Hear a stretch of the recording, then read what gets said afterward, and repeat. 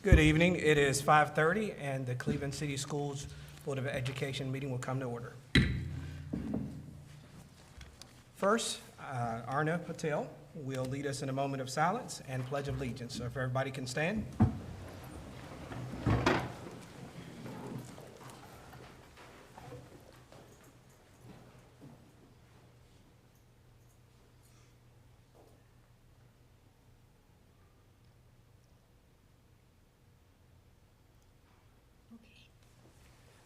I pledge allegiance to the flag of the United States of America and to the republic for which it stands, one nation, under God, indivisible, with liberty and justice for all. You may be seated.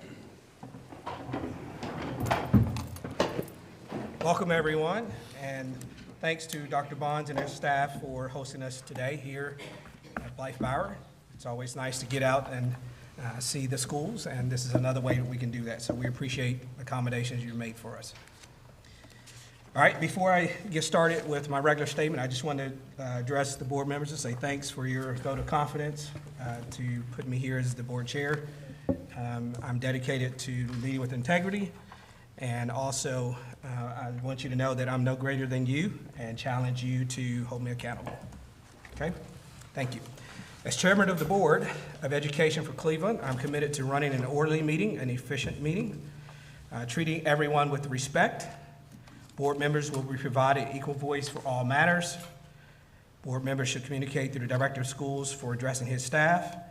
And then a couple of reminders for parents in the community. Board of Education policies can be found on the clevelandschools.org website. When there, click Menu and select Policy Manual under the Board of Education sections.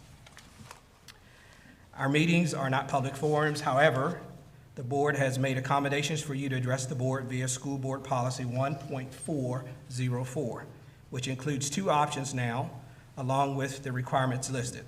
Those options being appearing before the board via pre-meeting requests, and the second option, addressing the board on agenda items via same-day requests. We've collected the requests for public comments today, and no requests are made, so we're going to continue along the agenda and skip over the public comments.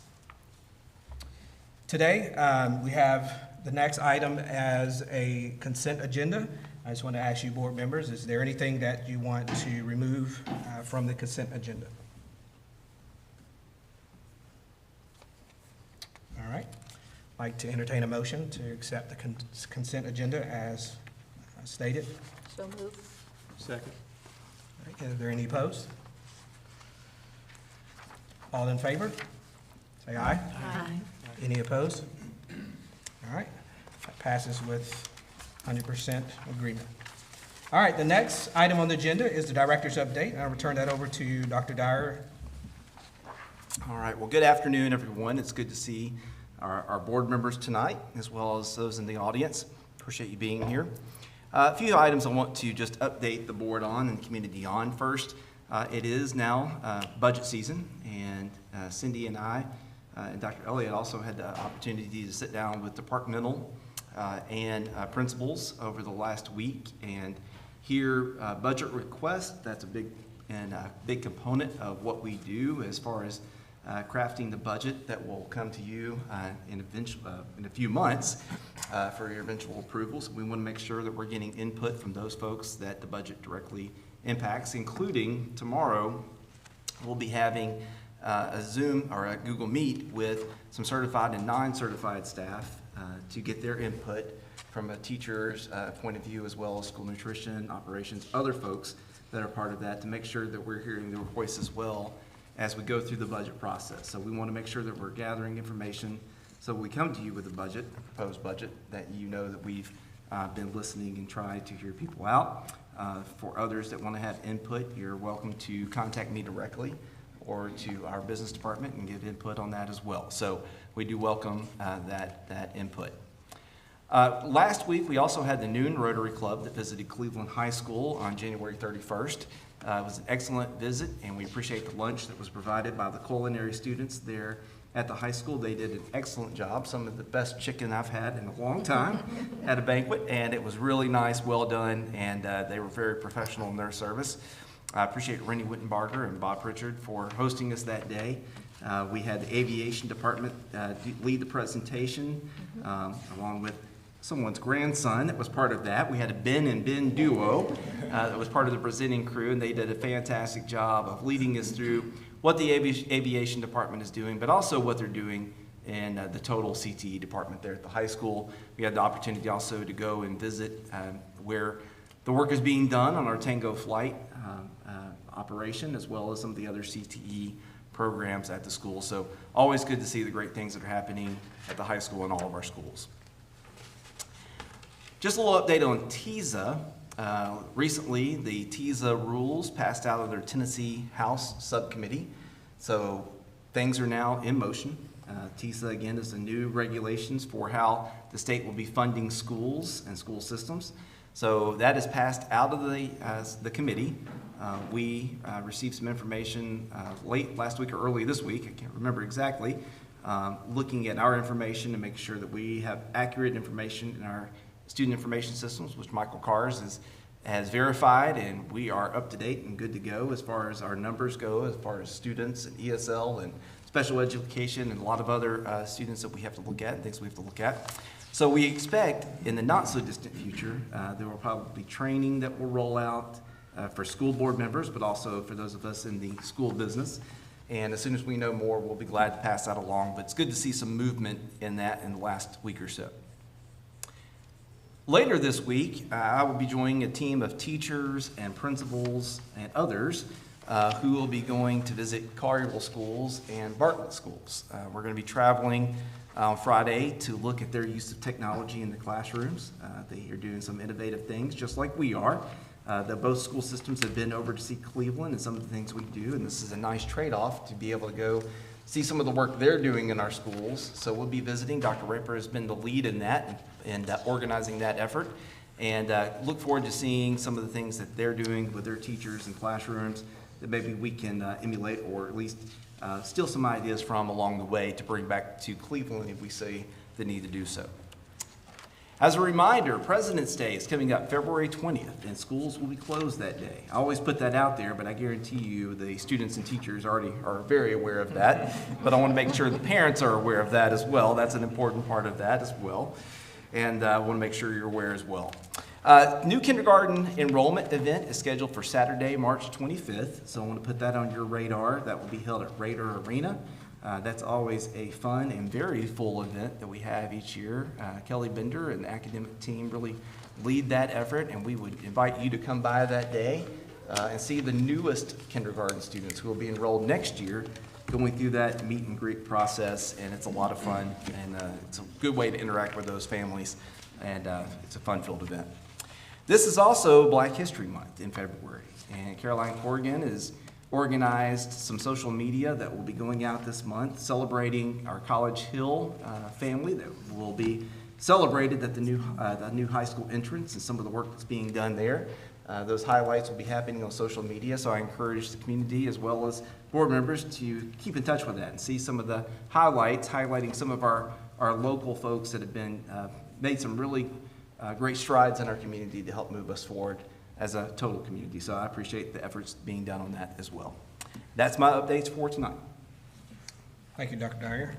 Next item on the agenda is Spotlight, and once again, I'm going to turn it over to Dr. Dyer. Okay, and I'm going to turn it over to Autumn O'Brien and Dr. Elliott, who will be leading this part of the presentation. Okay, so I'm very excited tonight to introduce our Teachers of the Year, and they are in the audience tonight. So I'm going to ask you as you come up to come around the front. Dr. Dyer will present you with your certificate, and then if you can go through and shake the board's hands as you go through. Our first is from Yates Primary, Margie Ginn.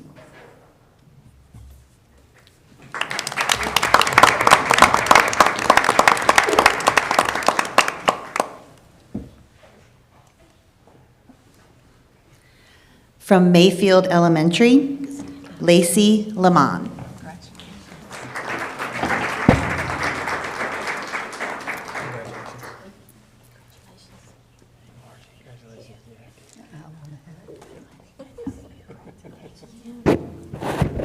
From Ross Elementary, Michelle Morris.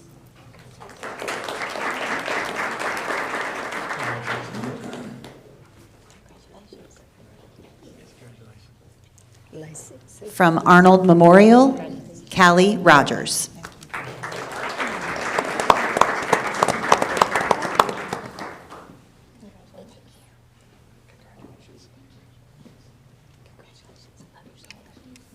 From Blythe Bauer Elementary, and also our elementary schools district teacher of the year, Jasmine Roden.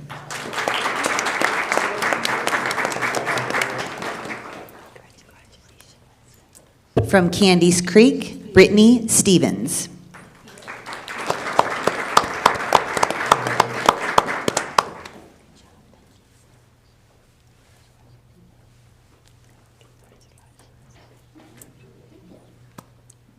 And from Stewart Elementary, Amy Vaughn.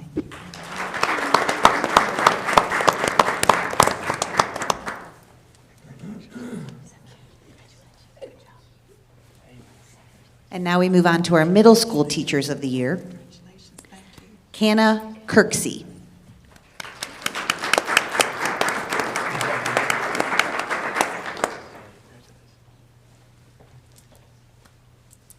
Christina Melton.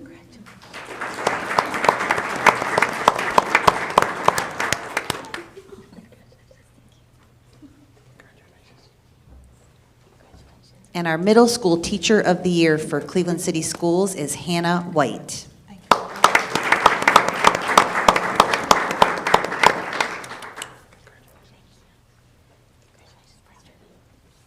Our high school teachers of the year, we start off with John Brose.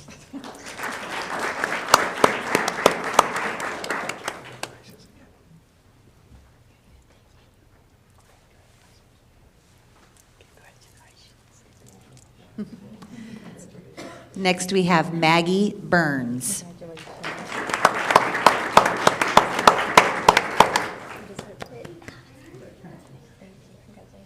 And our high school teacher of the year for Cleveland City Schools and best reaction to the classroom visit goes to Mark Miles.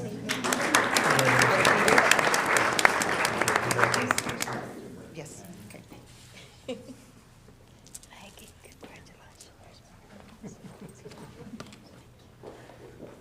In addition to recognizing these wonderful teachers of the year, we also want to recognize our principal of the year this year, and well-deserving principal of the year, representative of a great group of principals that we have in Cleveland City Schools, Miss Lisa Irby.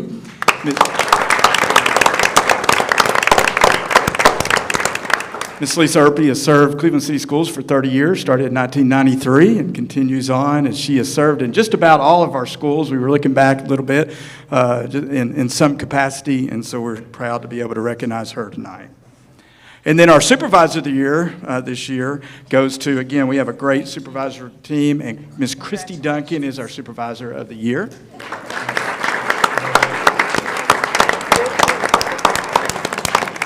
Christy and I were talking. It's been about 23 years here at Cleveland City Schools. Before that, she was in Knox County and McMahon County Schools, and has done a phenomenal job working with our ESL department as it has grown over the last few years. So congratulations to our Principal of the Year and Supervisor of the Year. Caroline's going to get a picture of her. She'll tell us where to go.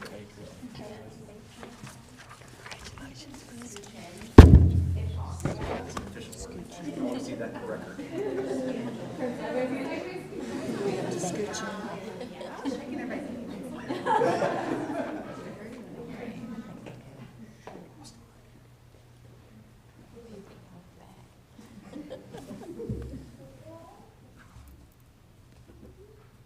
Thank you.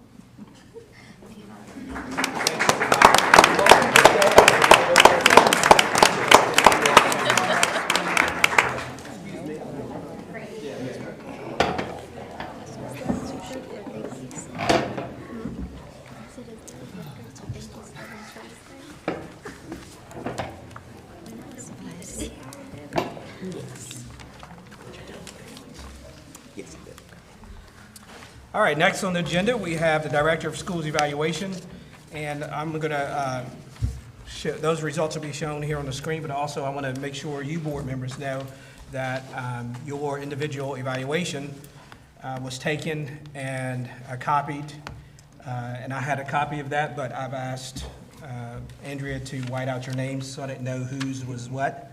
And we took those numbers for each metric and averaged them out, and that's what you see here on the screen. So I'm going to read them out for you for each of the sections, the goals, and then the overall total. So director and board relations, score was 3.38, and that was out of 4. Actually, all of these are out of 4 on a scale of 1 to 4. Community relations, 3.43. Staff relations, 3.57. Finance and operations, 3.57. Instructional leadership, 3.64. And then the goals that were selected for, and I'll just list these as numbers. Goal 1, 3.43. Goal 2, 3.14. Goal 3, 3.29. Goal 4, 3.14. And goal 5, 3.43. And the average is 3.40 as an overall. Are there any questions or comments? All right, thank you. Next item we have on the agenda is a mid-year report from BCPEF, and Speaker Lynn Bowles is going to join us at the podium. Hi, I'm Dr. Nancy Blank, and I have the honor of being the president for BCPF last year and this year. And so we'd like to give you your mid-year report from us. And for the new school board members, I don't know if you were there we have our annual report in July. So this is just a mid-year update. And then in July, we have a joint Boards of Education meeting. And so would like to start first is that we are your 501c3. And we work with you in collaboration to fulfill your strategic plans that you have for your school system. And we are your partner. That's the thing I want to emphasize first and foremost. What I also want you to realize is the impact that you have through BCPF on the community, on all the students, and all the educators, with our collaborative strategic efforts that we have. And what it does is that we seek out private donors that and match projects that you have designated, not that we have designated, that you have designated that are important for your school system. And we try to match them with different donors within our community or outside donors to achieve these goals and accomplish a very viable working partnership. Many of you were at, I didn't see everybody, but many of you were at the Chamber's annual meeting just last week. And you could see, seeing the leaders of our community, how highly they regarded the importance of education. All of the educational institutions in our area, you know, Lee University, Cleveland Community College, and our public education systems were acknowledged, and that how important it is that we are preparing the leaders of our community for tomorrow and our workforce. And all of those peoples recognize that, and so that's what makes our efforts so important, because the impact of public education is foundational to provide the prosperity and growth for our community in the future. And that's what you all do. You set the strategic plan, you designate the needs that you have, and we try our best to accomplish that. The next thing I want to talk about are, this is not everything we have done, and this is just your mid-year update, but these hit highlights of things that we do each and every, well, some are not each and every year, but we have done this last year. Teacher grants. Your educators, well, I guess they left. No, some of you are here, but at any rate, these are your star people. I mean, it amazes me how innovative each and every educator is, thinking of things, motivating students, accomplishing things that are beyond comprehension, and we provide that through teacher grants. You asked that we help facilitate the growth and education of your leaders for your school systems in the future. And toward that end, the LEAD Fellowship was founded. No, not yet. No, I'm just doing the overview. Lena's going to give a more detailed thing. Telemedicine is something, obviously, that's near and dear to my heart. A child cannot learn if a child is not well and healthy. And we have more and more students without a home, health home, and so that's very important. Obviously, Tango Flight is your stellar program here this last year. And Lynn is going to talk about all of these again. Before she starts, I want you to recognize that BCPF is as lean and mean as it possibly can be. Lynn accomplishes all of this with only 2.5 total employees when she tells you all the details. Now, her dedication is 2.49, okay? And that only leaves, you know, 1/100th of all the rest of her staff. Our staff is fantastic to accomplish all this. And your executive committee, who are made up of different people, a cross-section of people of ages, backgrounds, are committed, and they are definitely a working executive committee to accomplish each of these goals. And we are your best advocate. Advocacy is down there at the bottom, and I want you to know that your executive committee members represent public education each and every day. When I'm out in the community, I'm talking about it each and every day. And we are your advocates for these donors and bringing the donors and the dollars to you. Okay, Lynn's going to talk now. Thank you, Nancy. Well, I'd like to just say that my 2.5 FTEs are pretty efficient. Nancy's right, but we have right now the best staff we've ever had, and we are reaching objectives that when I started in 2009, I only hoped we would reach. Are we where we want to be? Absolutely not. But I'm thankful and pleased to give this mid-year report because it probably represents the most effective BCPEF has ever been. Let's go to the next slide, please. The LEAD Fellowship. First of all, I started off at the AOB. Then I drove like, you know what, to get here with Nancy in a separate car. Finally, she said, "You are really an aggressive driver." I don't want to knock this over tonight. I've already made my one mistake for the day. We collaborated, BCPEF collaborated with PEF Chattanooga for a number of years and supported 18 LEAD fellows through their program. It was an excellent program. Of those 18, 2 are not in our systems anymore. 10 are currently in principalships or other leadership positions. And so it was successful, but over those 5 years, it was just 18. And so when PEF stopped their program, both Dr. Dyer and Dr. Cash came to us and said, we have got to do something to develop leadership within our 2 systems. And so the LEAD program was created, and we are in the first year. We call it a pilot, but it is going well. We started in August. It's a year-long fellowship. It will end in May. Funding, we determined we wanted to find private funds for this pilot. And so we went to the CS Foundation, that's Claude Simpson Foundation. Nancy and Larry Eskew have been friends of public education through BCPEF forever.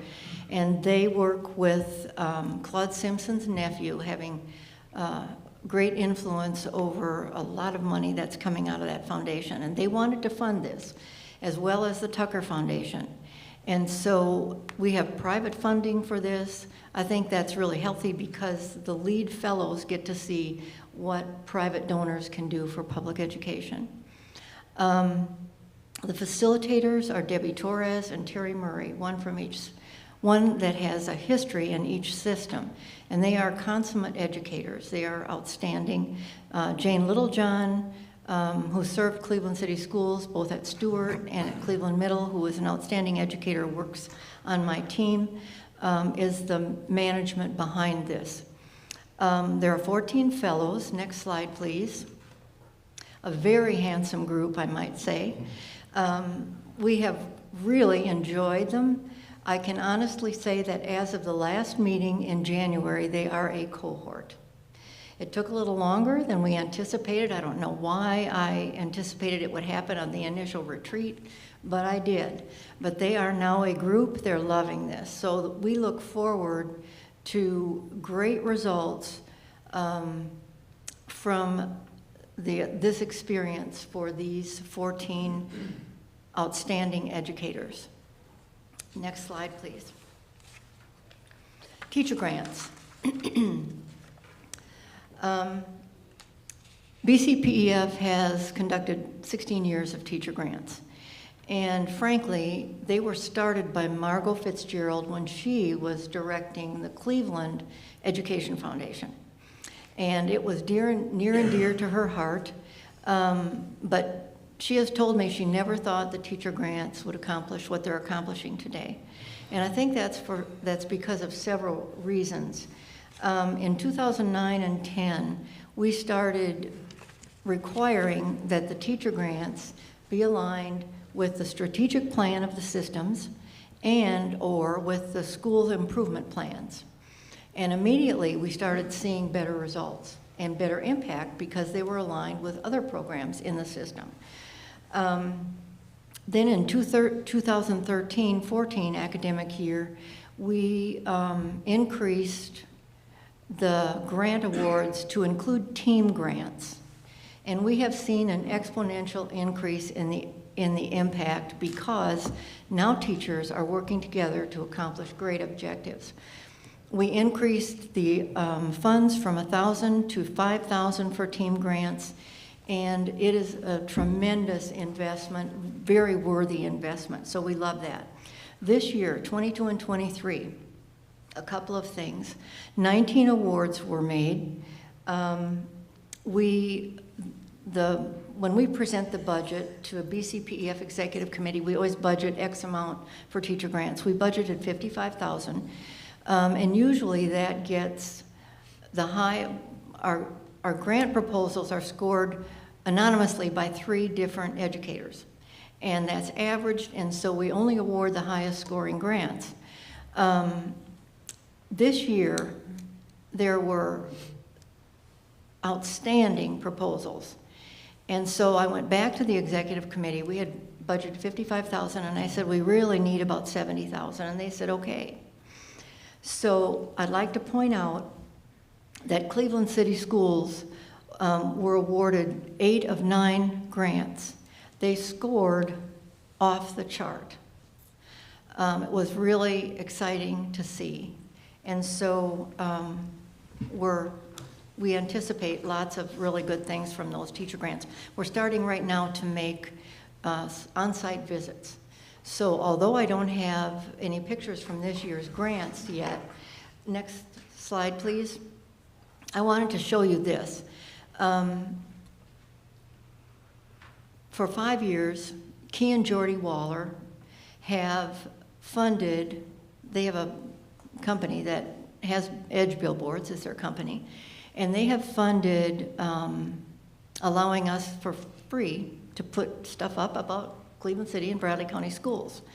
And so we have, because art was near and dear to Key's heart, we started with Art Smart. But this year we have expanded to include programs and projects in the schools, including students who don't mind, who are okay with being seen publicly. Their parents love it, by the way. And so these 2 billboards went up recently, and it is exciting for the students, it's exciting for the programs, it's exciting for the parents, and it's encouraging to us that we can portray great academic programs to the public, great programs that they don't have a clue sometimes are happening in Cleveland City and Bradley County schools. And so this is a really exciting opportunity for us to demonstrate what's going on. I'd like to say that Key and Jordy Waller's commitment to Cleveland City School is pretty exceptional. Her children attended Yates and Ross and Cleveland Middle School and now Cleveland High School also. Her family gave Cleveland City Schools the property for Yates. Additionally, her father, Max Everhart, was a principal, one of the principals at Cleveland Bank and Trust in the building on Raider Drive. So I think it's interesting how donor support is always based on commitment, on experience, on relationship. And so that's what we see here. And every time I see a billboard, I think about Key and Jordy and that family that has just been exceptional for the Cleveland community. Okay.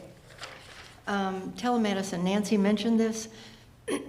I'll be brief about this, but this program was started in 2015, and it was a collaboration and a partnership, United Way of the Ocoee region, Erlanger Medical Center, Ronald McDonald House, the two systems, and BCPEF.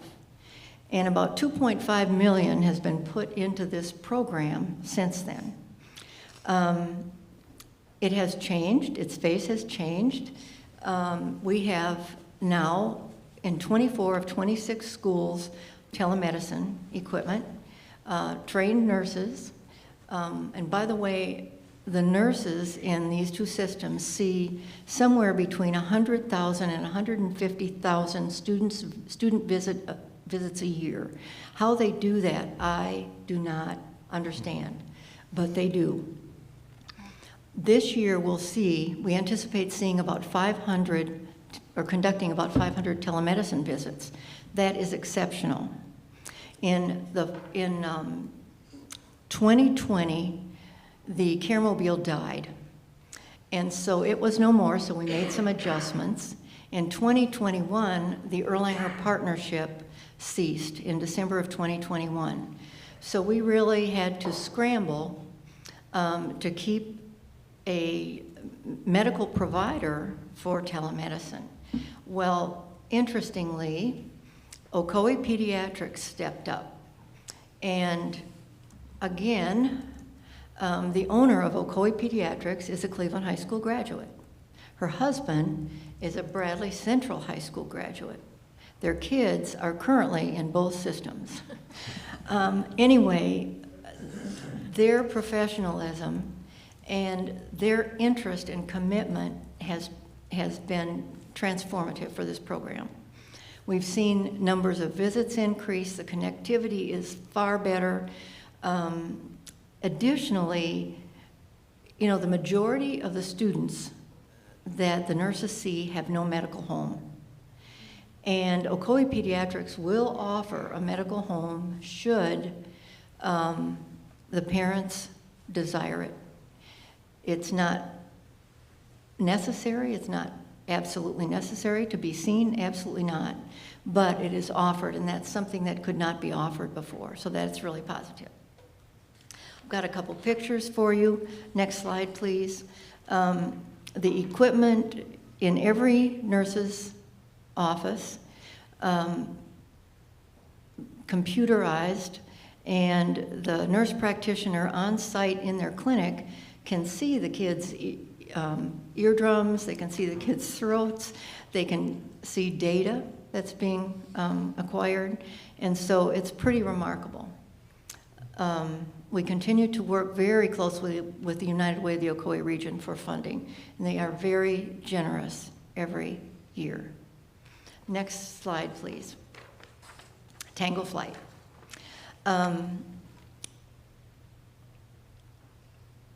This program builds on past investments. I think you know that.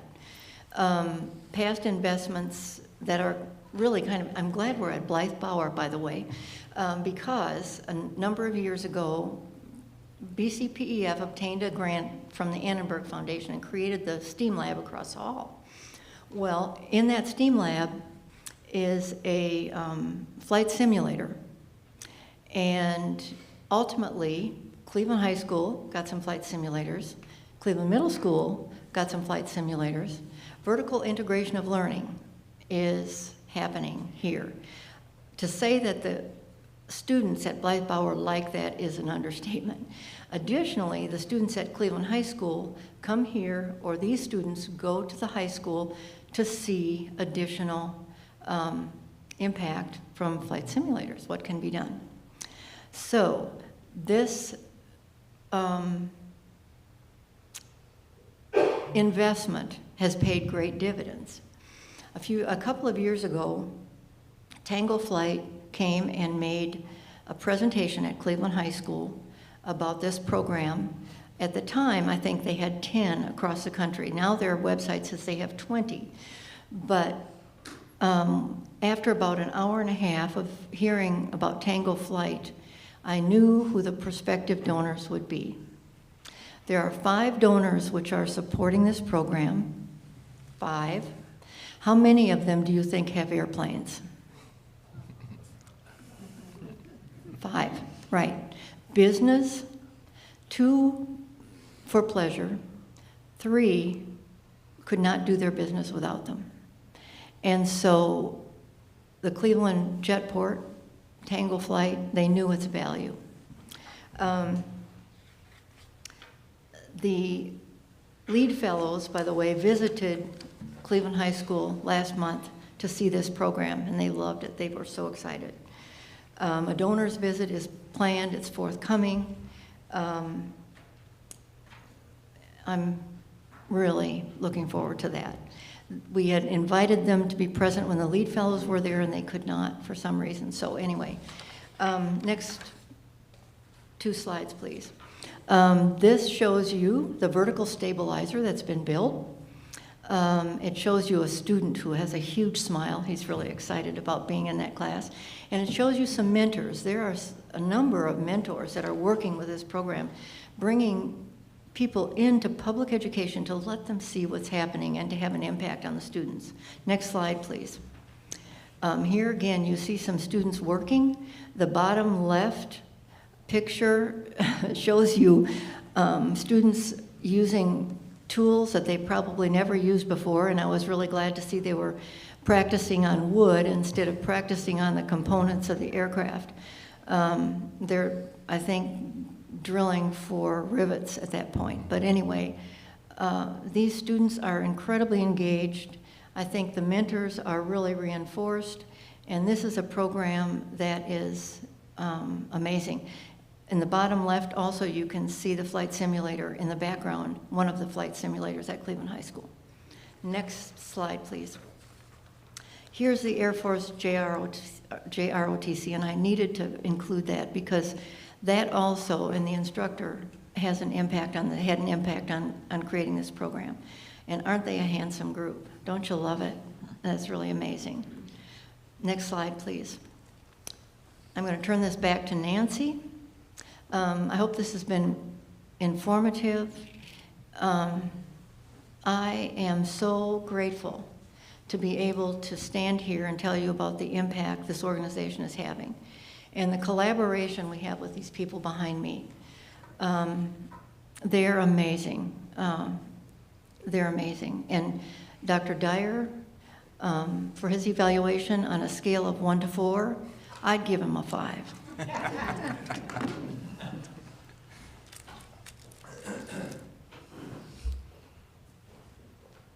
There's really not much more that I can say. I too have 2 products of the Cleveland school system, and the Air Force JROTC and the Tango Flight are very near and dear to my heart because my son is currently deployed in the Middle East, and he's in the Air Force. And so I see the value. Actually, my claim to fame no longer is being Dr. Blank. My claim to fame is being Allison Pryor's mom. So, y'all are doing wonderful things. And I can't tell you enough how much it means to us and the executive committee as a whole. We are passionate about public education and about both school systems. And what all of this is about are these relationships that have been made and nurtured and fostered for years. And so that we can support the things that will enhance the education of each and every child, and things that you all imagine and accomplish beyond what we can imagine. And we're just here to support you. I will remind you about Gifts, Grants, and Gratitudes, which is coming up in May. And it is just amazing to see these kids and what they accomplish and do. They impress me constantly. And then Vision 100 will be in October. And of course, I'll see you in July. Thank you very much for your time and attention. Thank you.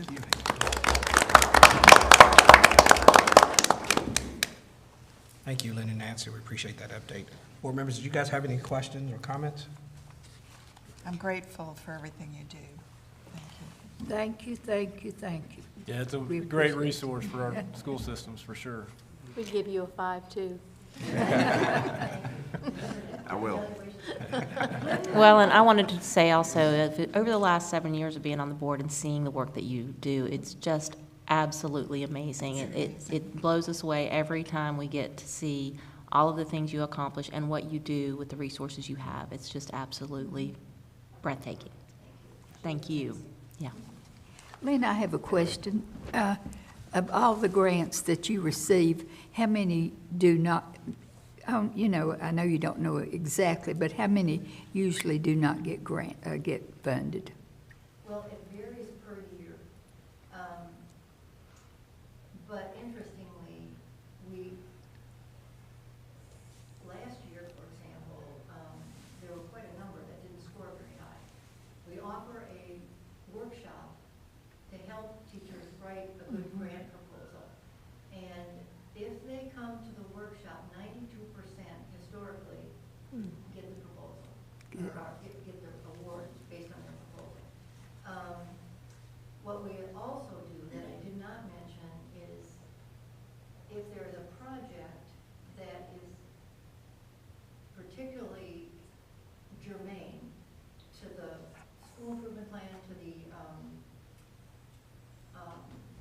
strategic objectives, and it wasn't awarded, we will look for grantors, major grantors, to fund that.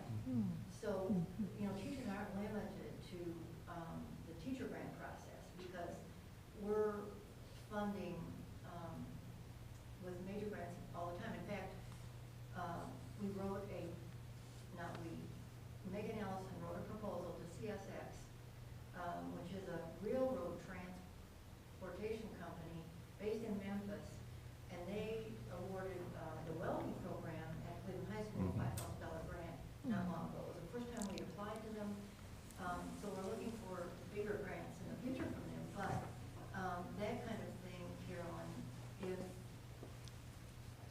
it doesn't fit the teacher grant process, we go elsewhere. Yep. And we're working on that constantly. Good. I don't have those numbers with me, but there were That's okay. a lot of grants awarded. You remember? 19. Yeah. Yeah, but I'm talking about major grants. There were quite a few major grants awarded. Yeah. Already in this academic year. And that, yeah, we didn't even talk about that. I mean, they're major, but they weren't like the big ticket ones, you know. 25,000, 50,000. We're doing that constantly. Yeah. Yeah. We'll give you a full financial picture in July Oh, yeah, correct. with the joint board meeting. All financials. Do you all ever see grants that, that you suggest to teachers that they apply for because they look so effective and good that it might be good for our system or Bradley's system? Before you answer, can you step back to the mic? Do you mind, so the people online can hear you? Sorry, sure. Thank you. Yes. Occasionally, things come across our desks that teachers can apply for, that they don't, the grantor does not require a 501c3, okay? And so they can apply for those grants should they want to. We will help them write proposals. We'll help them with the process if necessary. A couple of years ago, we did a couple government grants. I'm not looking for those again. They're extremely challenging for the size of staff we have. But yes, it is, sometimes we do refer them back to teachers. Many, many grantors require the 501c3, which is why we exist. Yeah. Thanks again for your time All today. right. Appreciate it. All right, moving along to the next item on the agenda, we have a high school academic schedule. Yes, I'm going to ask Bob Pritchard to come up and introduce this tonight. Thank you all for allowing me to speak. Well, not speaking a whole lot. We got a video to show you guys, so if you want to go ahead and show the video.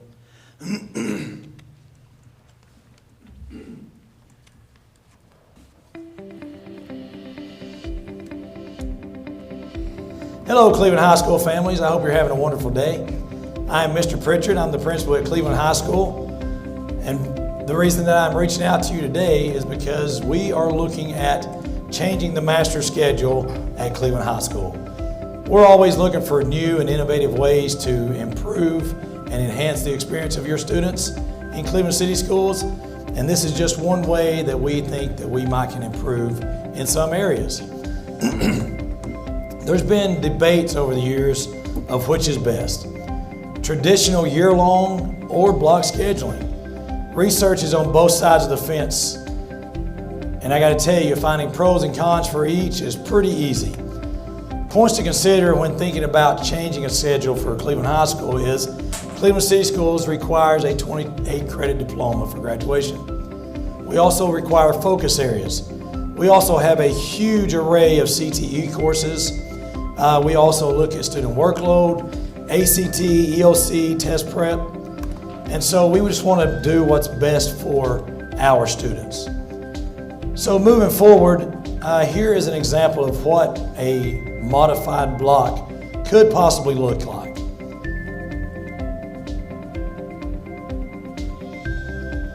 The rationale for having year-long classes are as follows. Students are exposed to content for a longer period of time. They can seamlessly move through prerequisite and sequential courses with coherence and without as much learning lost. For example, if a student were to take Algebra 1 in the fall semester of their freshman year, it could be the spring semester of their junior year before they have Algebra 2. That could create a lot of learning loss and could stop a little bit of the learning process. So we want to eliminate that as much as possible. We also would only be looking at one testing administration. There is a strong correlation between year-long courses and better test scores. Teachers would also have more time built in to build relationships and implement our Capturing Kids' Hearts processes. And at the end of the semester at Christmas time, there would be no need to recreate a master schedule. Most of our transient students, unless they're from Bradley or Walker Valley, in a lot of cases come from schools where they're on a year-long type schedule.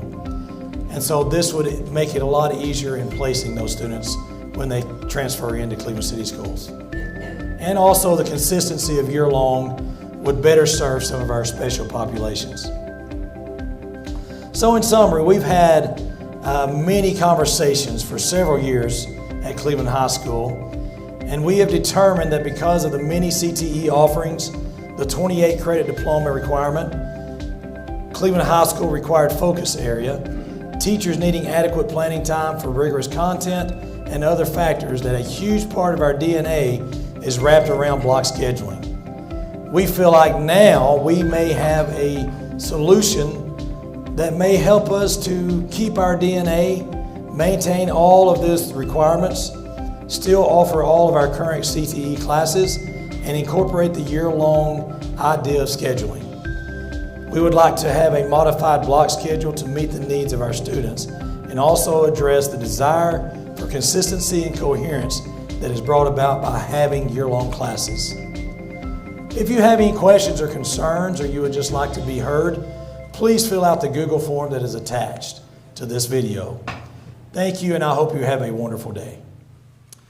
So that was a video that I sent to parents last week. I've met with several focus groups of students. I met with the leadership team, met with some parents, answered tons of questions. You say year-long, and everybody thinks we're taking their summer away. That's not what I meant by year-long. Year-long meaning start in August, end in May with that course. It's very similar to what we're already doing. Currently, the exception is year-long for like a lot of our AP classes, where we skinny AP classes, and or like some of our AP classes and more rigorous subjects, we do an AB schedule almost identical to what you saw there. So what we're looking at doing, and just want to keep you guys in the loop, but what we're looking at doing is making the exception be the block schedule. So, we've taken into consideration, and thankfully we've gone through this process that we started back in the fall. And so we've had lots of questions, lots of circumstances that I wasn't even thinking about. Also, like our band, our show choir, like those kind of things. At first people get stressed out when we talk about doing year-long and every other day, but I think we have a solution to that. And again, like our exception would be the block, and then hopefully the rule would be kind of what our exception is now, if that makes sense. And so do you care to pop up those two? So this would be one example. If you notice, we're calling it currently odd and even, but we might call it a blue and white schedule or something like that, where Monday you go to 1st, 3rd, 5th, and 7th. So if you thought about it like the way it is currently, Monday and Wednesday would be like your first semester. Tuesday and Thursday would be like your second semester. And then on Friday, we would alternate between those two A and B schedules. Could you show them the next slide? And this is another consideration, because some teachers are like, well, there's some groups that I'll only see, twice a week, every other week. So we'd like to see them 3 times a week. So some of our teachers feel like this would be a best method, where Friday you go to every class for a shorter amount of time.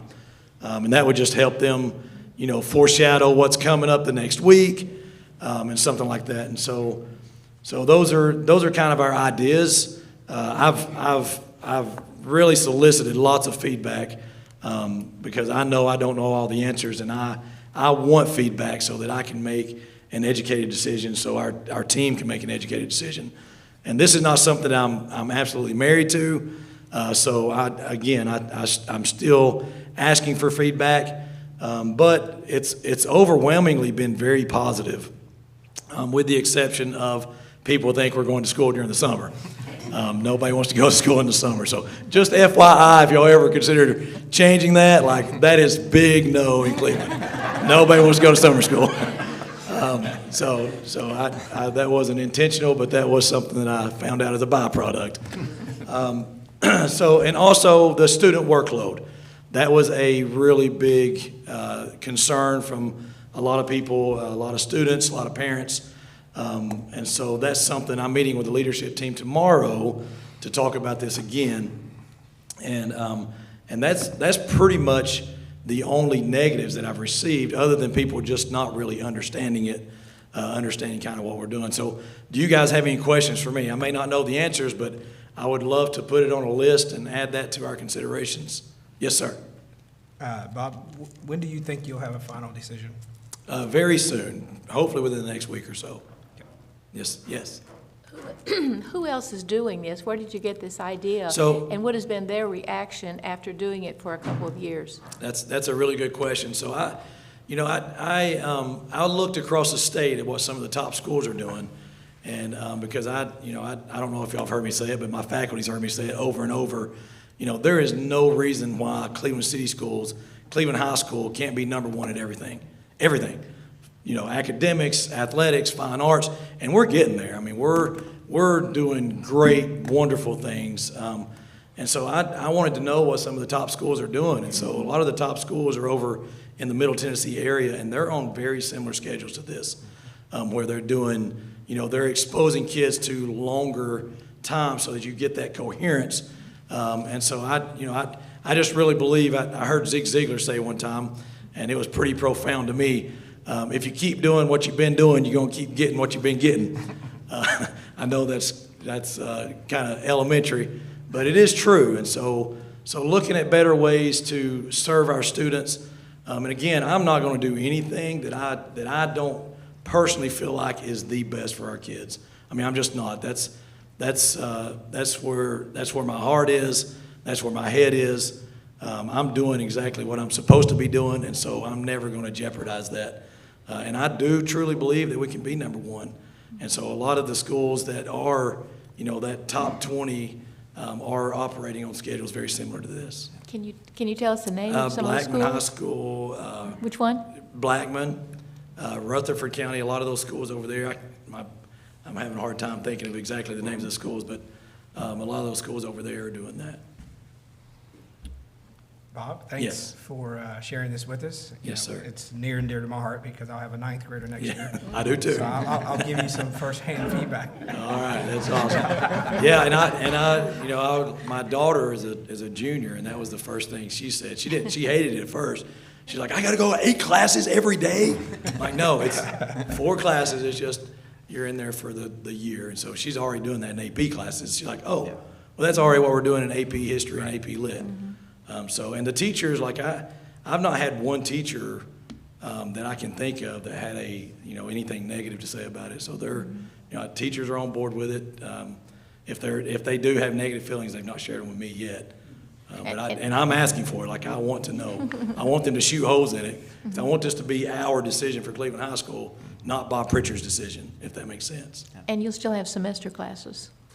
Say that one more time. You'll still have semester classes? Yes, ma'am. There will be some that will still be semester. I think some of our health science, where they do clinical internships, because we're in competition with Bradley and Walker Valley for those spots. Not competition, but they spread them through 3 high schools for those spots. And so if we were to extend that out for the year, we could, lose some of those spots, or they wouldn't get to go to their clinical internships every day. So there are some exceptions. But we would like to make that the exception, and we would love for our end-of-course tests to be end-of-course test subject, AP test subjects, our more rigorous subjects to be, year-long, meaning August to May, not June and July. If that makes sense. Bob, personally, Yes, I think this is a great idea. Awesome. I just, of course, that was what I had 100 years ago. Right. But I just think it's really best for the kids. Thank you so I really much. do. And by the way, if you were not at the basketball game on Friday night and missed Bob's dance, then you really missed something. Yeah, well, thank you. I think we have a video of that. that we're Yeah, showing, you right? may do.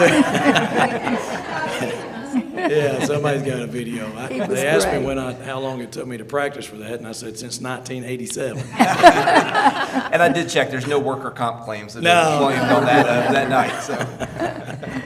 That's the kind of things kids love. Yes, Arna. I wanted to ask, so with sequential, courses like prerequisites and stuff like that, I know there's some students that, for example, might take biology before AP chemistry because that's a prerequisite, and usually sometimes they'll do it the semester before and then take AP chemistry the second semester. Right. Would they be able to take both of those the same year?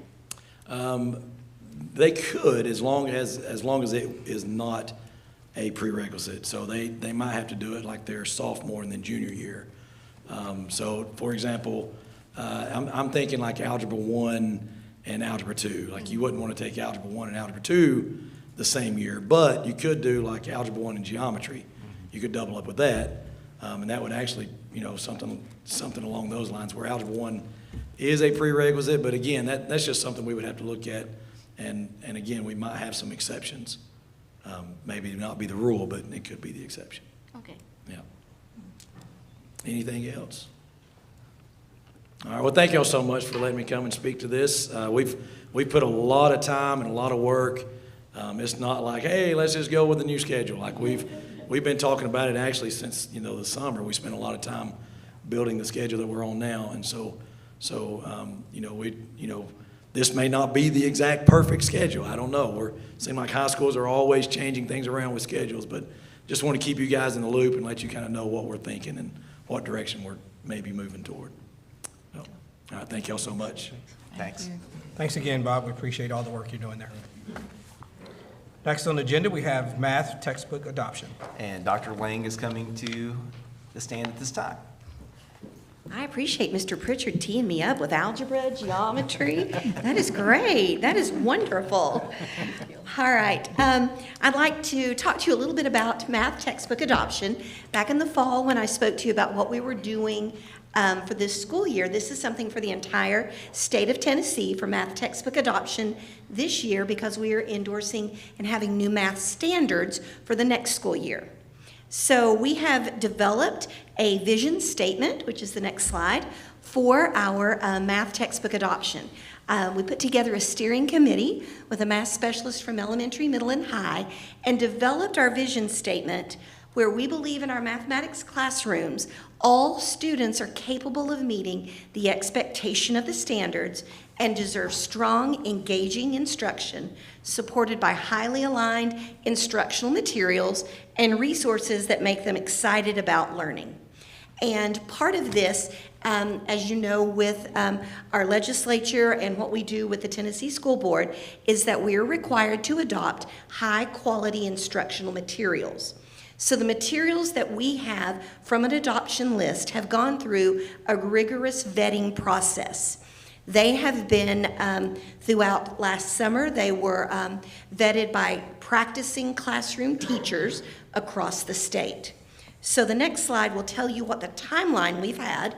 We formed the steering committee in September, and then in October we were all trained by the State Department on the adoption process. The approved vendors were released at the end of October from the Tennessee Department of Education.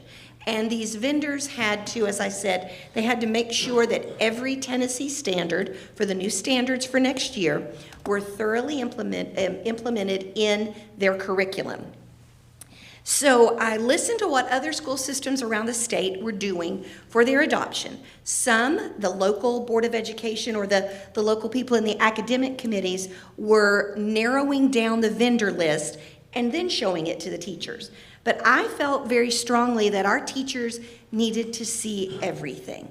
I didn't want it to be, I think these are the best for our students. I wanted our teacher input because they're the ones in the classroom every day with our students. So what we did was we formed teacher committees from every school and every grade level. And in November, we invited every vendor that was on the state-approved list to come to Cleveland City Schools. We had 2 days at the Denning Center where they did presentations for these teachers on the committee from every school and every grade level. We had representatives. And we had those teachers delve into that material and choose the top 3. And the top 3 from elementary, middle, and high. And so that helped our list become a little bit more manageable of the vendors. And then in January, the first day teachers came back for in-service, we had the top 3 vendors in elementary, middle, and high present to all math teachers in the district because we wanted every teacher's input. So what we did then was we asked all of the teachers to list the strengths, the weaknesses. We put those on a Google form, looked at those. We also solicited feedback from parents, from students, university professors, a curriculum vendor from a state grant, and of course all the math teachers. So it's like I wanted all of the information that we could get to be able to make the best decision for Cleveland City School students. And so of course we're today for the presentation to the board. Now if you'll notice the agenda item says elementary presentation. Because the middle and high school, I'm still getting more feedback from teachers. And I want to get all of the feedback that I can before I come to you with a recommendation. So the next slide, the curriculum that the elementary teachers and all of the different data sources that we have is SAVIS. SAVIS is formerly Pearson. It is in Vision Mathematics.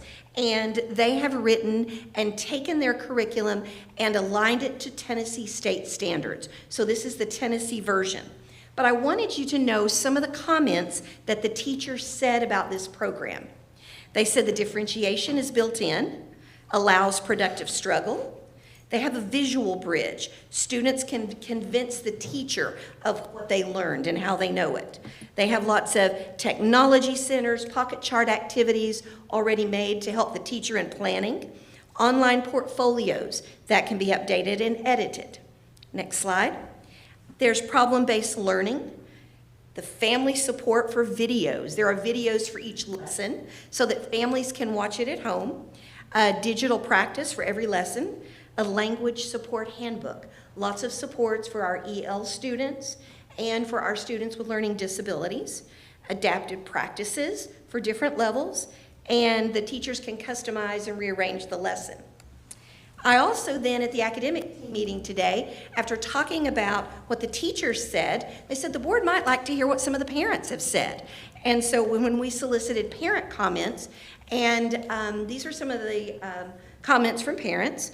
I like how it has offline access, meaning they can access it at home without internet if they have a device. Lots of examples, and the parents love the videos for the lessons who are working with their students.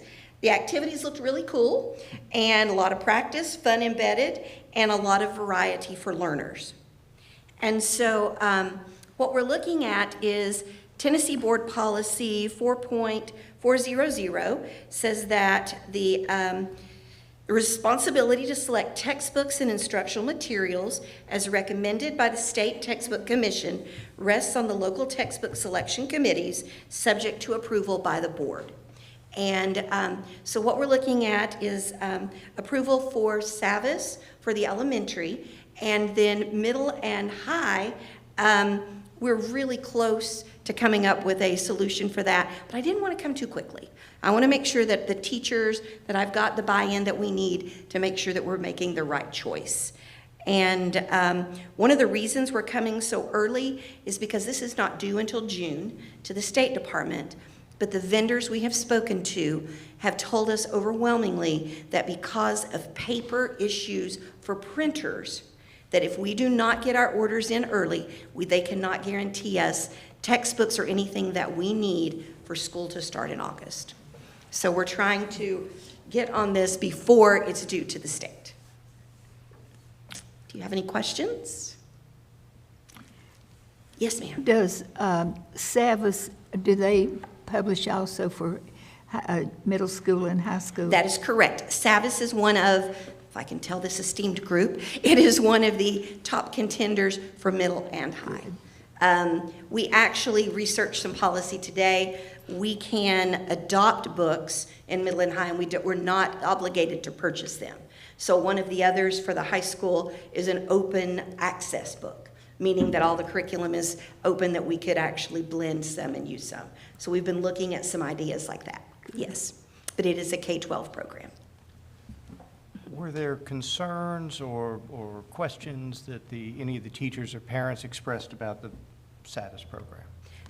No, actually, what I did was I made a rubric, I called it the Lanita rubric, of the concerns that teachers had.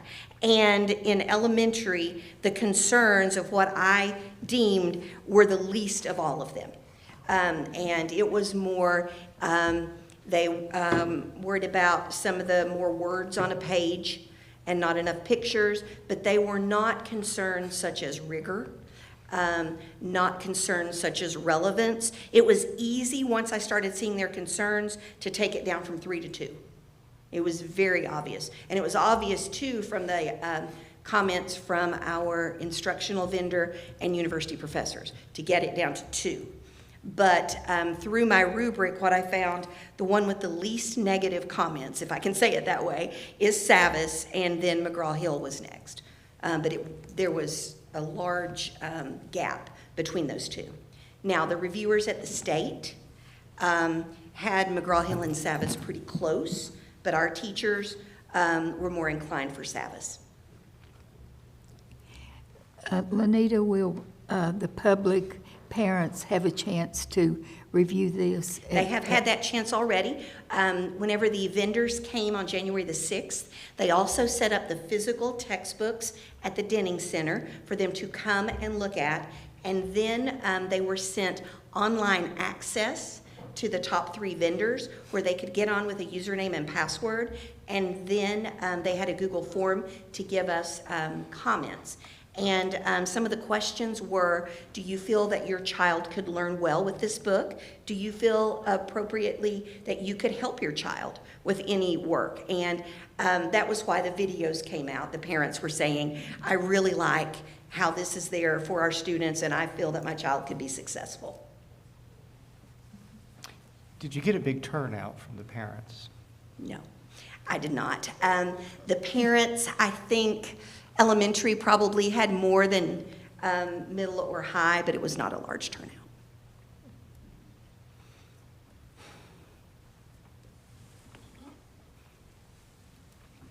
Any other questions, comments? All right, so Dr. Dyer, are you going to recommend this to the board? Yes, the recommendation is to adopt Savas for K-5 curriculum and math. So we have a recommendation, a motion on the floor is entertained. I move that we accept and adopt this Savas for the math elementary. Is there a second? I'll second that. All right, so I have a motion and it's been second. All in favor, say aye. Aye. Any opposed? All right, motion carries 100%. Thank you. Lanita, just for future reference, I was not aware of being able to go and review these. So in the future, I would like for the school board to. I'm sorry, I thought you all got that email. We were talking about it today. Did the Thrill Share also go to all parents and the school board? So I guess No. I know the answer to that now. No. Okay. I'm sorry. Thank you. All right, next on the agenda, we have 775 Raider Drive. And I am going to ask Dr. Dyer to comment. Okay, Dr. Raper is going to put what could be deemed as a draft motion here on the screen, and I will read that aloud. Again, this is just a draft. The board can do anything you want to with this tonight. The Cleveland City Schools Board of Education agrees to purchase the property at 775 Raider Drive.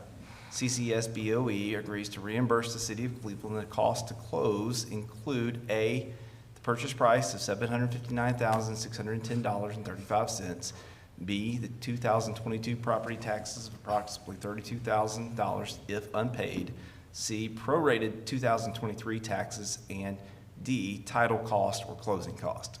As requested by the city, CCS will also pay $18,000 per year to the city in rent. CCS will cover the cost of build-out of the property.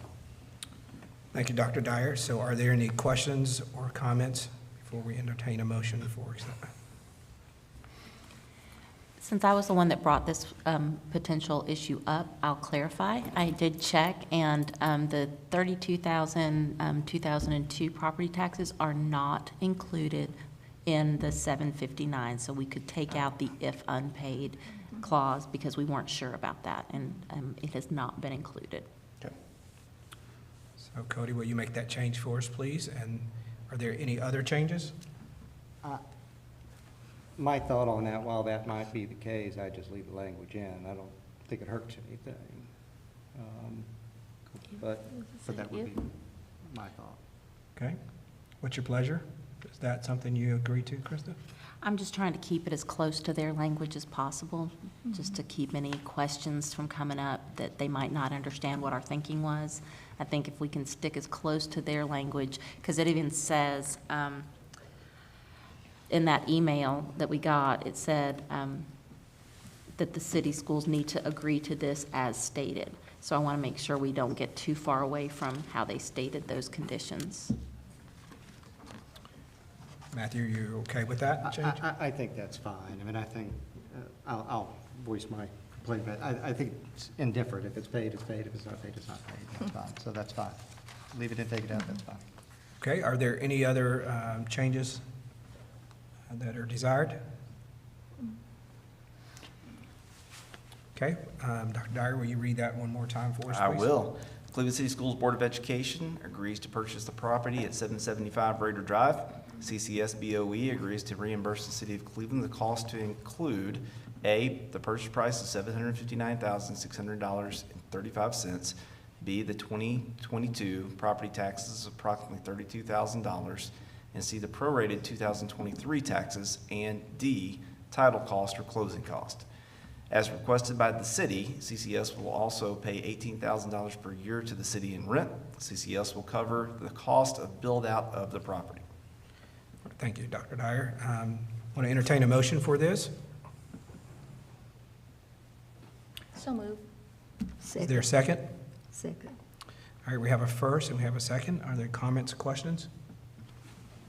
I'd like to kind of discuss that, or just have a discussion on the point, because this has been something that we've struggled with for some time, and the first issue that we had was we hadn't seen the property. And we finally got a chance last week to see it, and personally, it was in much better shape than what people had told me about.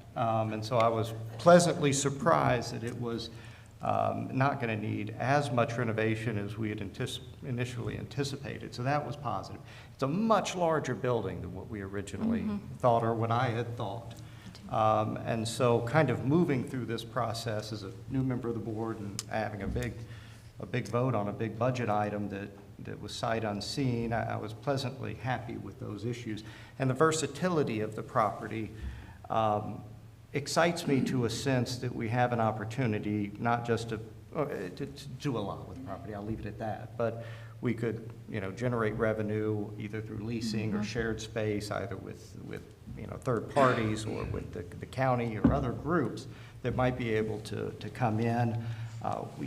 I struggled with this $18,000 a year issue that was there, and frankly, I didn't understand that request by the city in that, but I know the city, as our funding body, has been an incredible partner with us and the school system over many, many years, and so I expect that that's going to continue through this, and this will open up a door, I think, for us to continue to communicate on how we can work better with the city and possibly absorb some of those costs over time. And so I think the confusion that I had in going through this process, I just wanted to kind of state for those that are listening how I came to be where I am today, if that makes sense.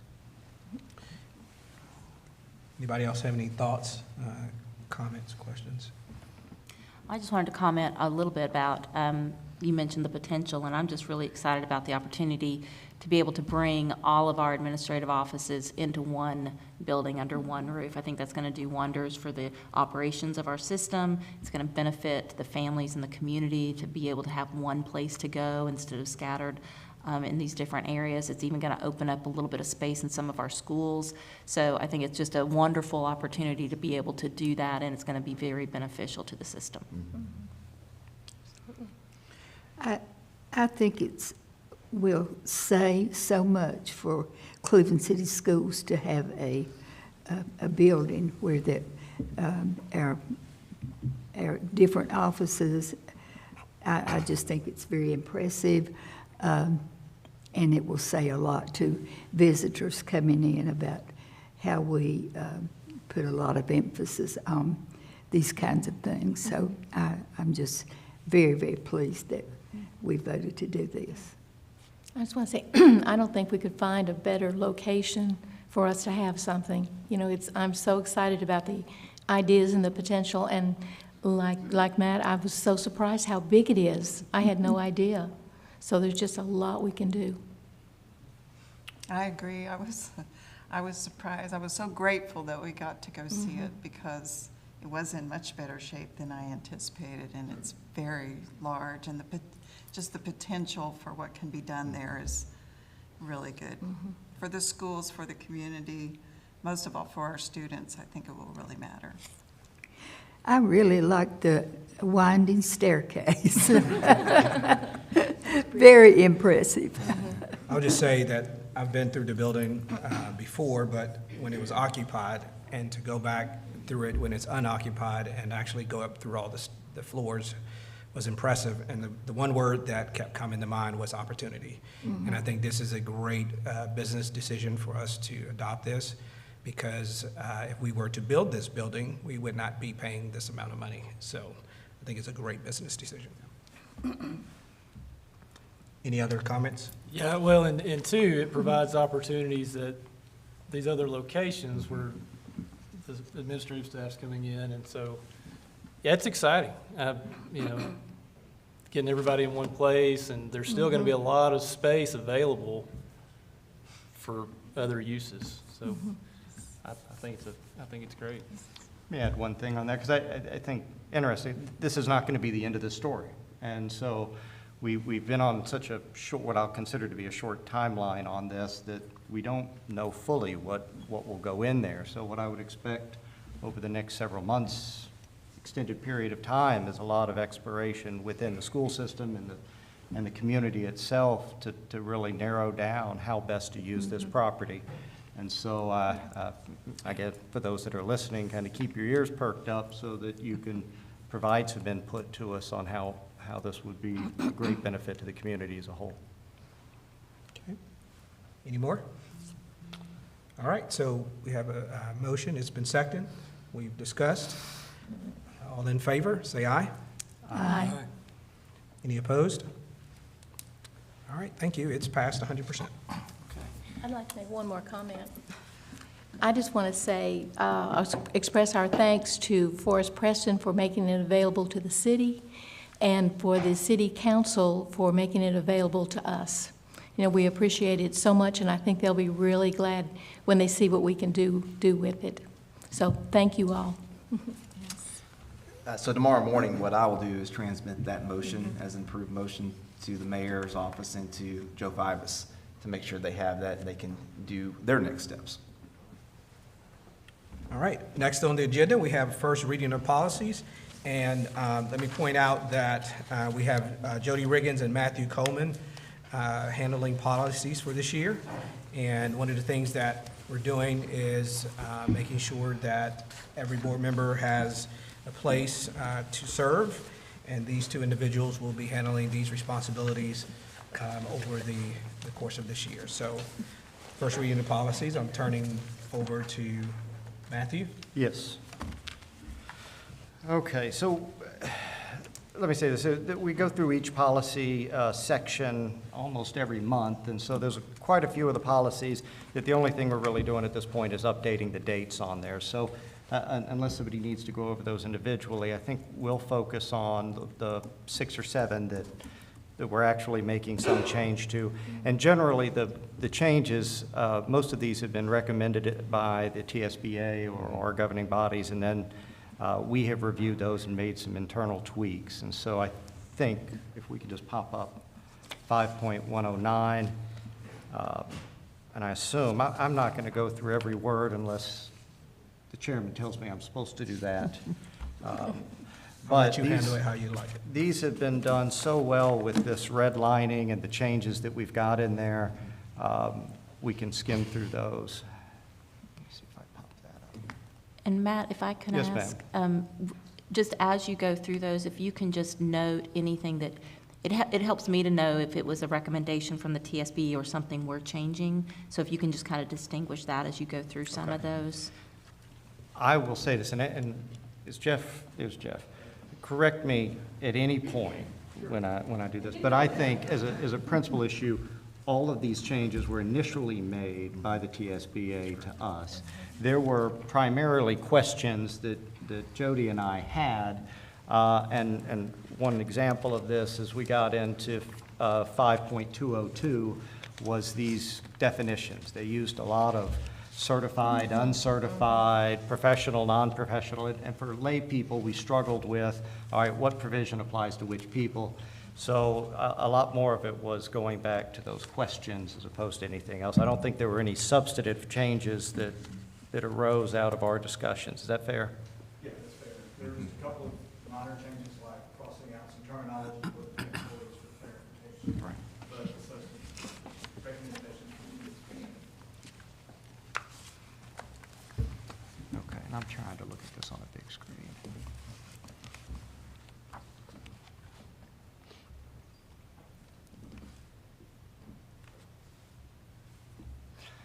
So with this, it was primarily striking out the introductory paragraphs. And there weren't any other changes in 5.109. Am I looking at the same one you guys are looking at? 5.115 is the second.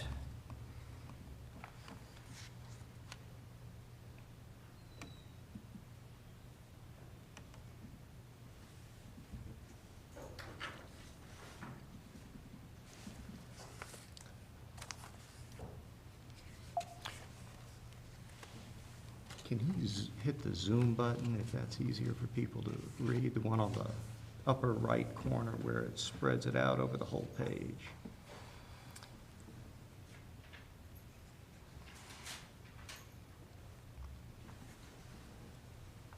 Perfect.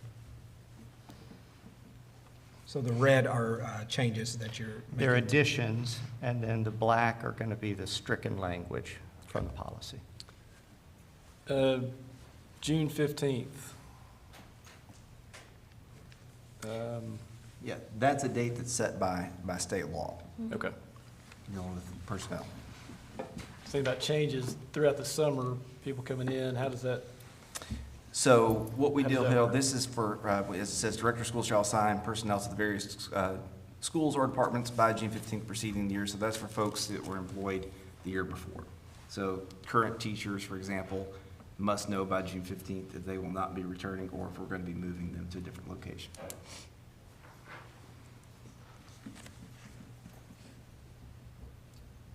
Any other questions on that policy?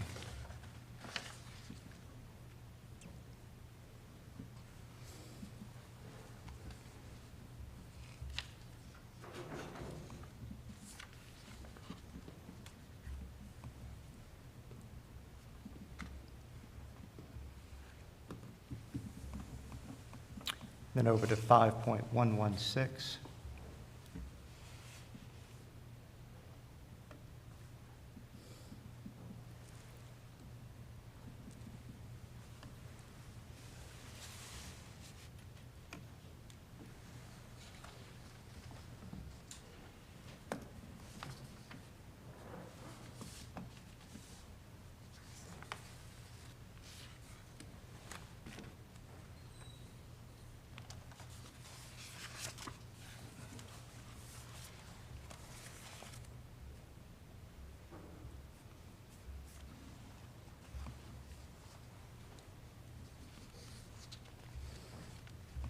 Any questions on that or concerns?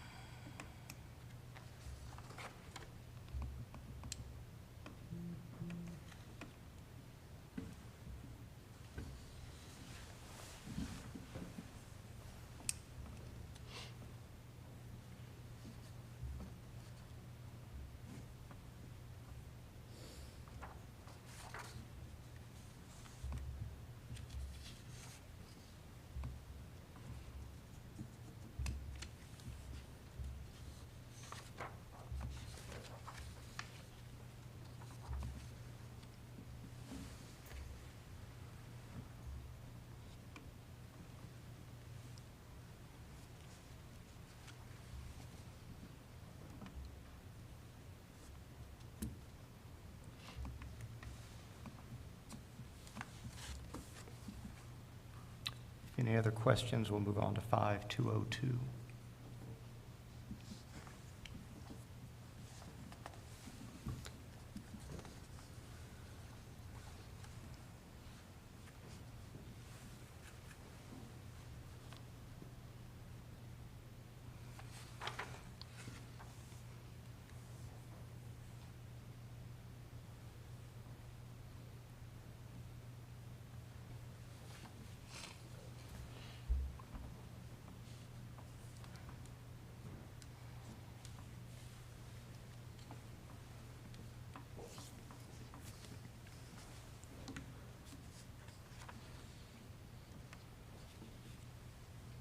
And one of the comments back on the certified, non-certified, we have in 5.102 a lot of these defined out, and we checked with the TSBA to make sure that was still a good way to make that back reference.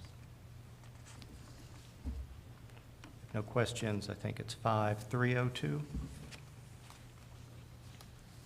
I'll chime in right here. Please. 5302 is one that we, from the local area, this was not a TSBA project. This has been coming for a while from our non-certified staff, discussing bereavement leave for them. And so this is an amendment to our policy to address bereavement leave for all employees. Does it increase what they had available or make it more flexible? Non-certified staff did not have the opportunity to take bereavement leave, so it gives them that opportunity. Awesome. And leaves it the same for certified. Adds it to them. Can we scroll down to that whole section that was added there at the bottom so members can see that? Thank you. Oh, no.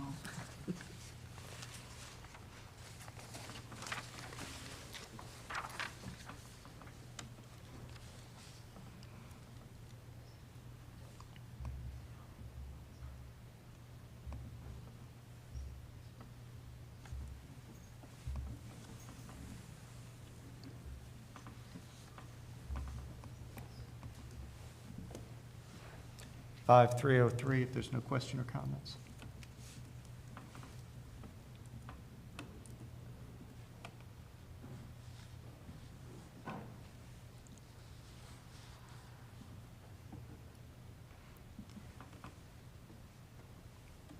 Is this also something that's local, or is this based on TSBA, the exception or the personal leave? This was, Okay.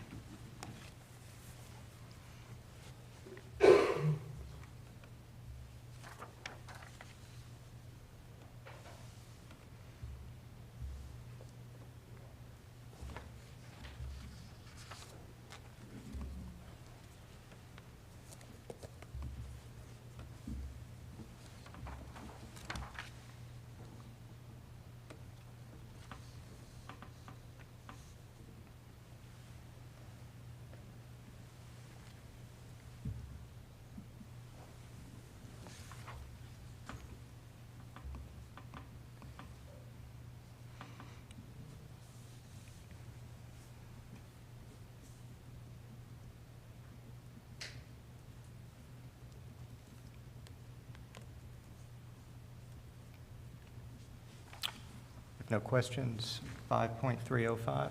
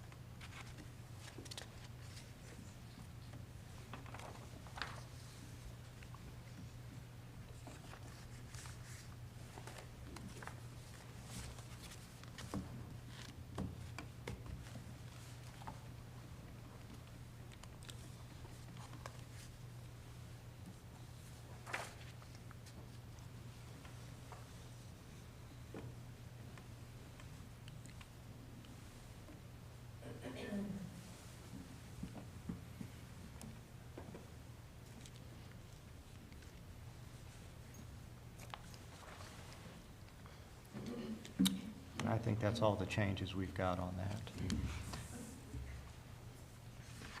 Any questions or comments about that? Or about the policy review at all? Jeff, did you have anything else you wanted to add to that? No, on that family medical leave, again, it was language cleaned up by TSBA. We did add or child in one of those sections of that, so we did that. And we felt like that, after our review of that, we felt like that was appropriate to do. So that was in addition above what TSBA.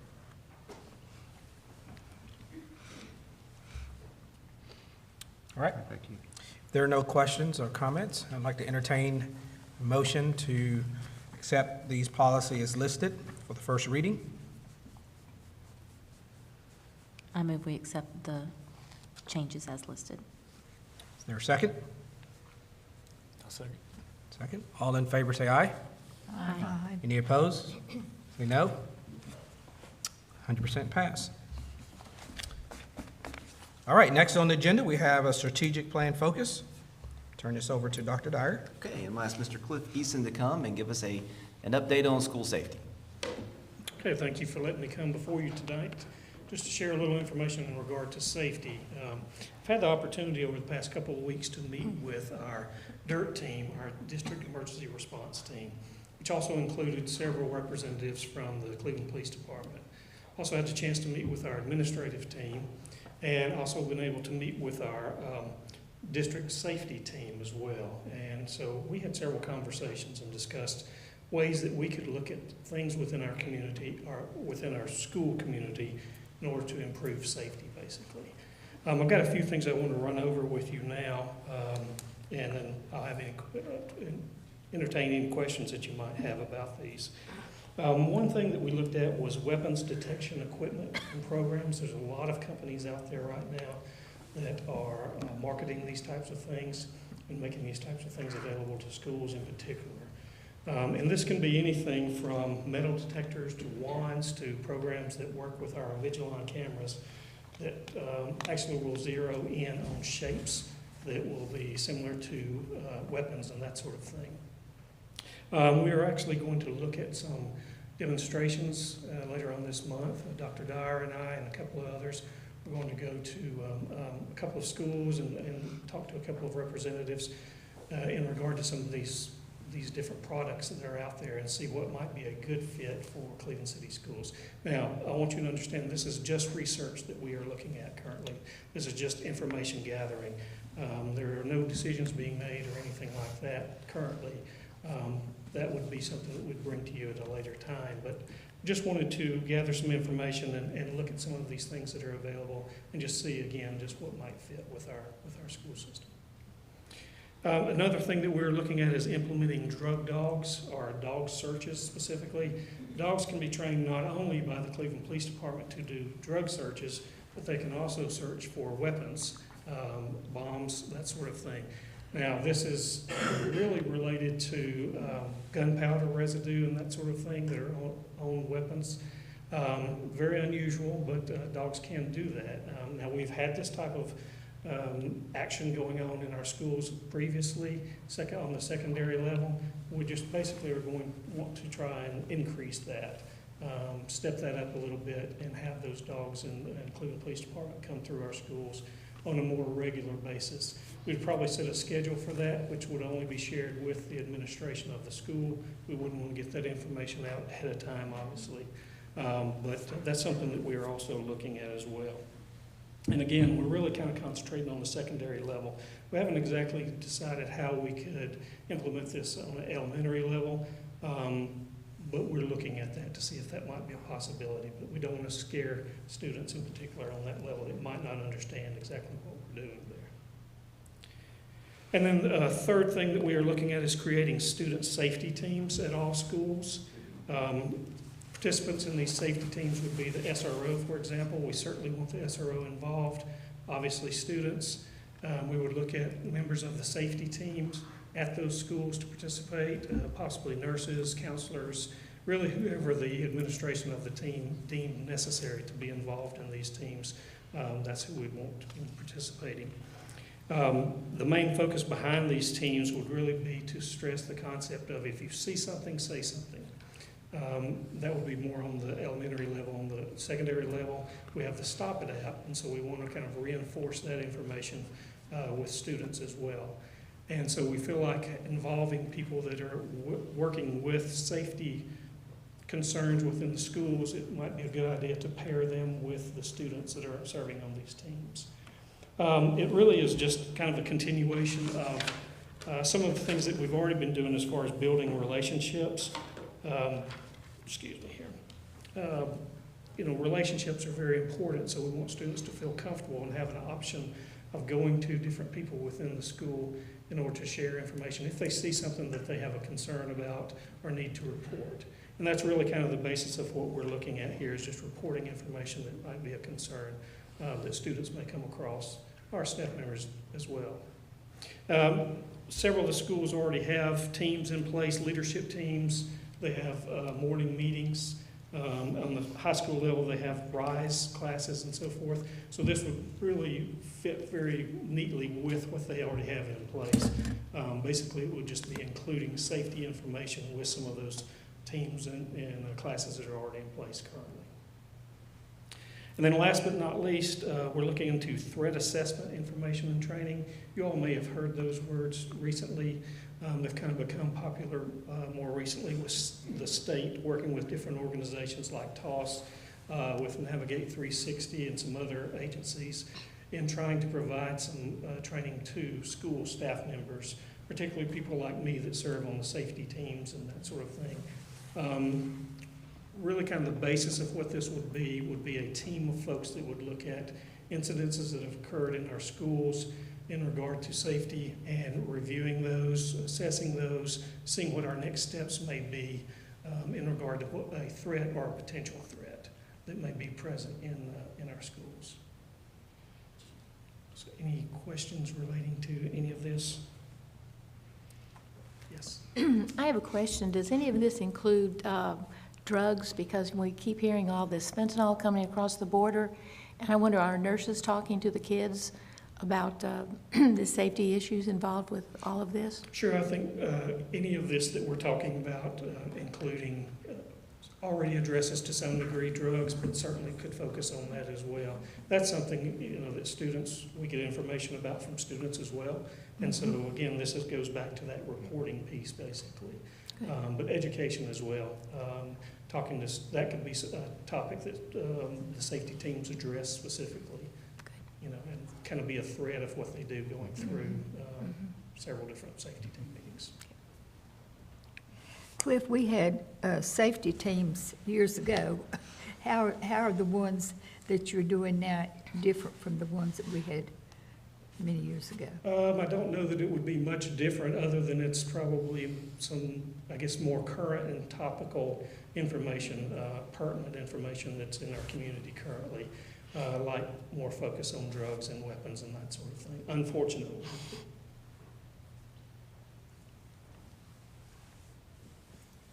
Any other questions? Anything else I can clear up for you? Do you have any kind of timeline projected for that threat assessment component of where you're getting the experts in to give best practices and such? I don't have a timeline specifically on that. That training is occurring the next several months. I do have a meeting later this week that might give me a little more information as to when I could go through that training, or I could have others within the system go through that training as well. So I don't have a hard and fast timeline, but we want to start it as soon as possible, or look into it as soon as possible to see how that can help us. Okay. Anything else? Thanks, sir. Thank you. Appreciate it. All right, next on the agenda, we have site committee. Krista, do you have anything you want to share? Yeah, we don't have any updates on the site committee yet, but I did talk to Hal, and he said that we would probably have some updates for next meeting, so might want to think about having us on the agenda then. And we may even need to call a meeting, a site committee meeting, sometime before the next meeting, next board meeting. So I asked Hal just to let us know when he was ready for that, and we would make sure and get that on the calendar. Okay, like I did with the policies, I also want to mention that Krista is chairing the site committee, and Andy Lay and Peggy Pesterfield.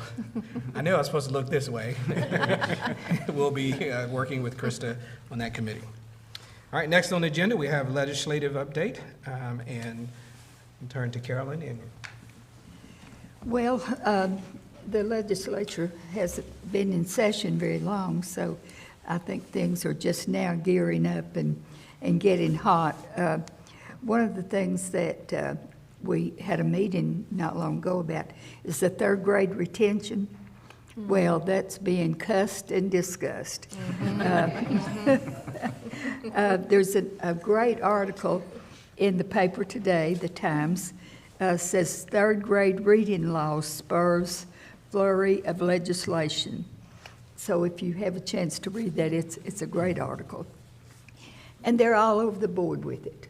Who knows how it's going to end up, because it's just one that's, and especially parents are really getting involved in this. So who knows where that's going to go, but we'll watch it and keep up with it. The bill that is being entertained this year that bothers me more than any I think I've dealt with or heard about in the last few years, and that is increasing class size. I just do not know. And teachers, I don't think we have any classroom teachers here. I think we need to bombard our legislators when this comes up, and I will sure let people know in our area as to when this vote will be coming, if it does come to a vote. But my goodness, they're saying 25 kids in kindergarten, up to 25. And I don't remember some of the others. One, I think there was up to maybe 30 or 35. It blows my mind. So I'm going to continue to get publicity out about this. And if it, we just have got to do something about the fact that, I mean, I said to, when we had our meeting not long ago about third grade retention, Bo Watson, I said to Bo, we could take a lot of this money that we're looking at, spending on everything about the third grade retention, and we could lower teacher-pupil ratio. He said, oh, no, I don't think that's going to happen. So, I think about 15, if we had 15 kids in a kindergarten class, how much difference that would make for teachers as they work with these kindergarten kids.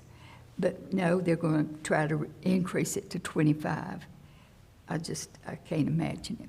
But anyway, that's really going to be where I'm going to put some emphasis. I just want to keep in front of us is that this fall, I think it's usually the second week of September, we will be hosting the Southeast District meeting.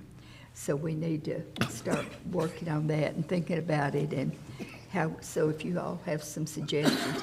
You remember last year it was in Dunlap, and we went over for it. And there'll be 50 or 60 people from across the Southeast, or Southeast District. So let's start thinking about that. Carolyn, you're saying our school board, we're going to be hosting it? Yes, it will be hosted here in Cleveland. Okay. And we'll just have to, think about where we want to meet and meal and all those kinds of things. And then I think most of you are aware that we are no longer a part of the National School Board Association, but there has been a new group that's been formed. I can't remember it's called COSPA, and it's made up of almost all of our states now.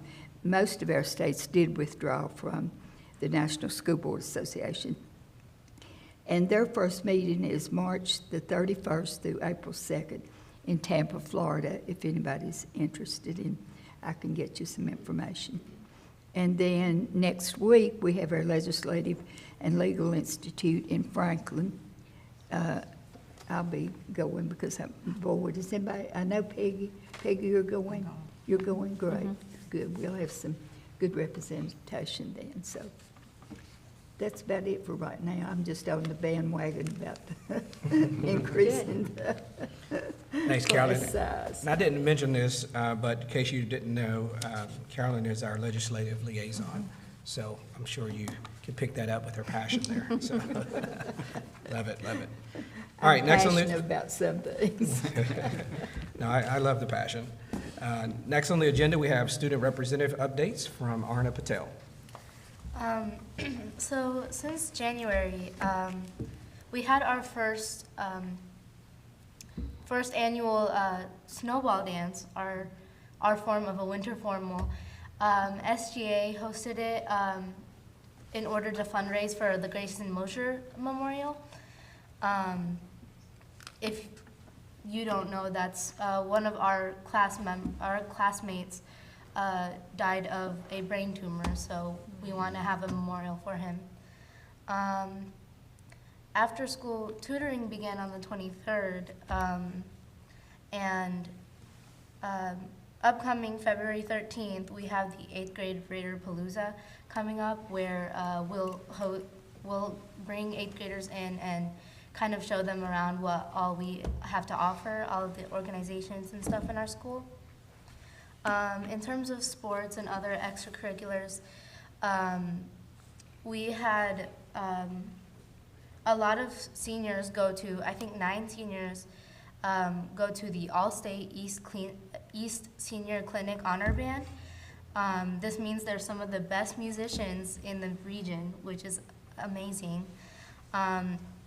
This weekend, both of our boys and girls teams won state champs for wrestling. And I think that's the first time that's happened, which is really impressive. 4 students qualified for All-State Honors at the state festival FestCon for Thespian Society. That is Avery Cavett, Daisy McFerrin, Johnny Lagasse, and Anthony Gonzalez. Also, Renaissance took 3rd place at Enterprise South Classic Competition on Saturday. District basketball tournaments are starting up on the 8th. And we have a new organization called Council of Clubs and Sports. They had their first meeting last month in January, I think the 26th. And that organization is mainly to kind of unify all the extracurriculars of Cleveland High School and kind of bring awareness about it. So I think that's pretty interesting, and that's about it. Thank you, Arna. We appreciate that update. There's a lot of great things happening at Cleveland High School. And so that ends our A agenda, and I just want to point out a couple things on the B agenda, mainly the dates to remember. Those are listed there for your convenience. And also just to point out that on February 9th, which is this week, we do have a lunch and learn at Stewart Elementary School. So, all right. Is there any final comments or new business that you guys want to talk about? I just wanted to ask if we were going to have our 2 wrestling teams, recognize them at our next meeting. They will be in March. In March, good. Okay. All hearts and minds? All right, I'd like to entertain a motion to adjourn this meeting at 7:23. So moved. Second? Second. Great. Meeting adjourned.